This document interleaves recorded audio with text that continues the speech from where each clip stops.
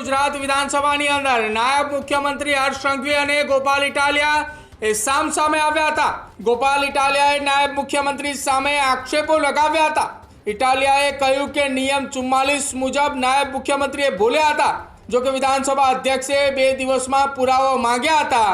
વિધાનસભા અધ્યક્ષે record check કરતા ઇટાલિયાના આક્ષેપ મુજબ કાંઈ ના નીકળ્યું। લગ્ન નોંધણીનો નવો કાયદો નથી લાવી રહ્યા, માત્ર લગ્ન નોંધણી પ્રક્રિયામાં સુધારણા કરી રહ્યા હોવાની વાત એ નાયબ મુખ્યમંત્રીએ કરી છે। નિયમ 44 મુજબ નાયબ મુખ્યમંત્રી એ ગૃહની અંદર માતા પિતાની જે પરવાનગી છે તેને લઈને એ લગ્ન નોંધણી કાયદામાં એ આવું બોલ્યા હતા, પરંતુ તેવો આક્ષેપ એ ગોપાલ ઇટાલિયાએ લગાવ્યો। પરંતુ નાયબ મુખ્યમંત્રી હર્ષ સંઘવીએ કહ્યું કે હું એ બિલને લઈને આવું એક પણ શબ્દ બોલ્યો નથી। ત્યારબાદ વિધાનસભાના અધ્યક્ષને જ્યારે આ સમગ્ર મામલે ખબર પડે છે ત્યારે તેઓ રેકોર્ડ તપાસવાના પણ આદેશ આપે છે। રેકોર્ડ તપાસે છે ત્યારે કંઈ પણ આવી બાબત નીકળતી નથી અને આખરે એ વિધાનસભામાં ફરી એક વખત ગોપાલ ઇટાલિયાને હર્ષ સંઘવીની માફી માંગવી પડે છે, કારણ કે ખોટો આક્ષેપ એ ગોપાલ ઇટાલિયાએ રાજ્યના નાયબ મુખ્યમંત્રી હર્ષ સંઘવી ઉપર કર્યો હતો। અધ્યક્ષે કહ્યું હતું કે તમારે વિધાનસભા કેવા નિયમોથી ચાલે છે તેમની ચોપડી વાંચવી જોઈએ। આમ તો ગોપાલ ઇટાલિયાએ પ્રથમ વખત ધારાસભ્ય બન્યા છે એટલે એને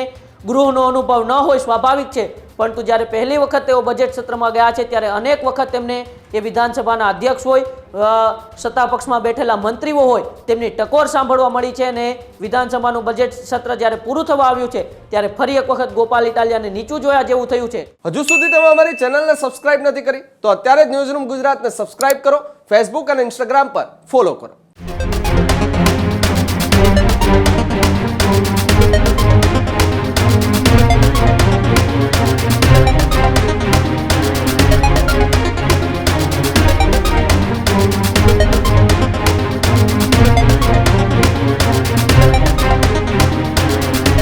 ગુજરાત વિધાનસભાની અંદર નાયબ મુખ્યમંત્રી હર્ષ સંઘવી અને ગોપાલ ઇટાલિયા એ સામસામે આવ્યા હતા।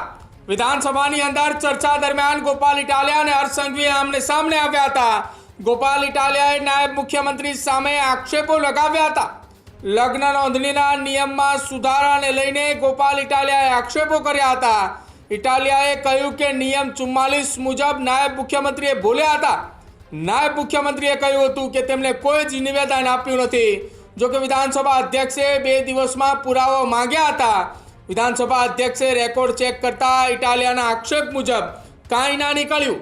નાયબ મુખ્યમંત્રીએ ગોપાલ ઇટાલિયાના આરોપ મુજબ એક પણ પ્રકારની વાત વિધાનસભાની અંદર નહોતા બોલ્યા। નાયબ મુખ્યમંત્રીએ સમગ્ર વાતને લઈને નિવેદન આપતા કહ્યું કે લગ્ન નોંધણીનો નવો કાયદો નથી લાવી રહ્યા, માત્ર લગ્ન નોંધણી પ્રક્રિયામાં સુધારણા કરી રહ્યા હોવાની વાત એ નાયબ મુખ્યમંત્રીએ કરી છે। માતા પિતાની પરવાનગી અંગે માત્ર સુધારણા છે। લગ્ન નોંધણી સુધારણા અને યુસીસીને કોઈ જ સંબંધ નથી। અમે જે સુધારણા માટે કહ્યું છે તે સુધારણા થશે જ। ગોપાલ ઇટાલિયાએ વિધાનસભા ગૃહની અંદર અંતે આમને સામને આવ્યા બાદ ચર્ચા બાદ ઇટાલિયાએ વિધાનસભા ગૃહમાં એ માફી માંગી છે। જો કે ઇટાલિયાએ જ્યારે આરોપ લગાવ્યા હતા ત્યારે નાયબ મુખ્યમંત્રીએ કહ્યું હતું કે જો આ આરોપ સાબિત થશે તો હું રાજીનામું આપી દઈશ। સામે પક્ષે ગોપાલ ઇટાલિયાએ આરોપ લગાવતા કહ્યું હતું કે હું માફી નહીં માગું, પરંતુ અંતે વિધાનસભાના અધ્યક્ષે રેકોર્ડ તપાસ્યા બાદ નાયબ મુખ્યમંત્રીની સામે લાગેલા આરોપનું એક પણ વાક્ય એ વાતની અંદર ન સામે આવતા ગોપાલ ઇટાલિયાએ વિધાનસભા ગૃહની અંદર માફી માંગી છે। ઉમંગ મારી સાથે જોડાય છે। ઉમંગ, વિધાનસભા ગૃહની અંદર નાયબ મુખ્યમંત્રી હર્ષ સંઘવી અને ગોપાલ ઇટાલિયાએ સામસામે આવ્યા હતા।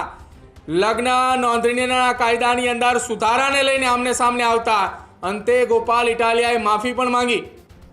જે બિલકુલ પ્રદીપ, વાત કરવામાં આવે આમ તો જ્યારથી એ વિધાનસભાની અંદર બજેટ સત્રની શરૂઆત થઈ છે ત્યારથી ગોપાલ ઇટાલિયાને અનેક વખત એ વિધાનસભાના અધ્યક્ષ દ્વારા પણ ટકોર સાંભળવાનો વારો આવ્યો છે। અનેક વખત અર્જુન મોઢવાડિયા હોય, જીતુ વાઘાણી હોય કે હર્ષ સંઘવી હોય, અનેક વખતે સણસણતા જવાબો ગોપાલ ઇટાલિયાને એ સાંભળવા પડ્યા છે। ત્યારે ફરી એક વખત વિધાનસભા સત્રની અંદર એ ગોપાલ ઇટાલિયા અને હર્ષ સંઘવી એ આમને સામને આવ્યા હતા।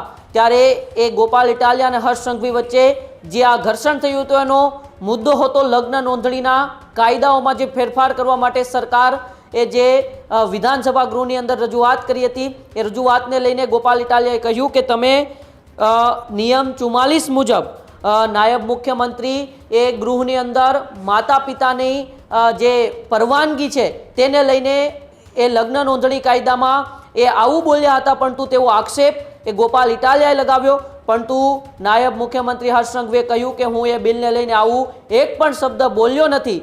જો હું આવું બોલ્યો નથી તો તમારે માફી માંગવી પડે. પરંતુ ગોપાલ ઇટાલિયા કહે છે કે હું માફી નહીં માંગું. ત્યારબાદ વિધાનસભાના અધ્યક્ષને જ્યારે આ સમગ્ર મામલે ખબર પડે છે ત્યારે તેઓ રેકોર્ડ તપાસવાના પણ આદેશ આપે છે. 2 દિવસમાં એ પુરાવા આપવાની પણ વાત કરે છે, પરંતુ ખુદ વિધાનસભાના અધ્યક્ષ એ રેકોર્ડ તપાસે છે ત્યારે કંઈ પણ આવી બાબત નીકળતી નથી. અને આખરે એ વિધાનસભામાં ફરી એક વખત ગોપાલ ઇટાલિયાને હર્ષ સંઘવીની માફી માંગવી પડે છે, કારણ કે ખોટો આક્ષેપ એ ગોપાલ ઇટાલિયાએ રાજ્યના નાયબ મુખ્યમંત્રી હર્ષ સંઘવી ઉપર કર્યો હતો. માત્ર લગ્ન નોંધણી પ્રક્રિયામાં અમે સુધારણા કરી રહ્યા છીએ આવી વાત રાજ્યના નાયબ મુખ્યમંત્રીએ કરી.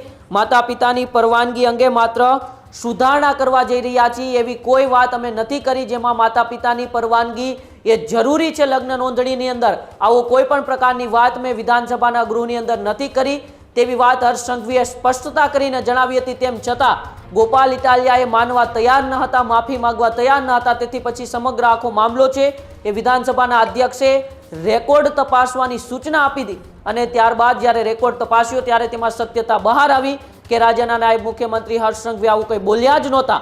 અને આખરે ગોપાલ ઇટાલિયાને ફરી એક વખત એ ગૃહની અંદર નીચું જોયા જેવું થયું હતું ને રાજ્યના નાયબ મુખ્યમંત્રી હર્ષ સંઘવીની માફી માંગવી પડી હતી. ગૃહની જે મર્યાદા હોય છે એને લઈને પણ આ પહેલા પણ વિધાનસભાના અધ્યક્ષ શંકર ચૌધરી છે તેઓ ગોપાલ ઇટાલિયા અને આમ આદમી પાર્ટીના ધારાસભ્યોને અનેક વખત ટકોર કરી ચૂક્યા છે. ત્યારે વિધાનસભાની ગરિમા અને લાયકાત જાળવવા માટે ફરી એક વખત ગોપાલ ઇટાલિયાને એ વિધાનસભાના અધ્યક્ષ શંકર ચૌધરીએ અત્યારે ટકોર કરી છે, કેમ કે વારંવાર એ ખોટા આક્ષેપોને લઈને વિધાનસભાની જે ગરિમા છે, પોતાના પદની જે ગરિમા છે એને ક્યાંક ને ક્યાંક એ શોભતું ન કામ હોય એવા આમ આદમી પાર્ટીના ધારાસભ્યો અનેક વખત કરી ચૂક્યા છે. વિરોધને લઈને પણ આ પહેલા અધ્યક્ષે કહ્યું હતું કે તમારે વિધાનસભા કેવા નિયમોથી ચાલે છે તેમની ચોપડી વાંચવી જોઈએ. આમ તો ગોપાલ ઇટાલિયાએ પ્રથમ વખત ધારાસભ્ય બન્યા છે એટલે એને ગૃહનો અનુભવ ન હોય, સ્વાભાવિક છે.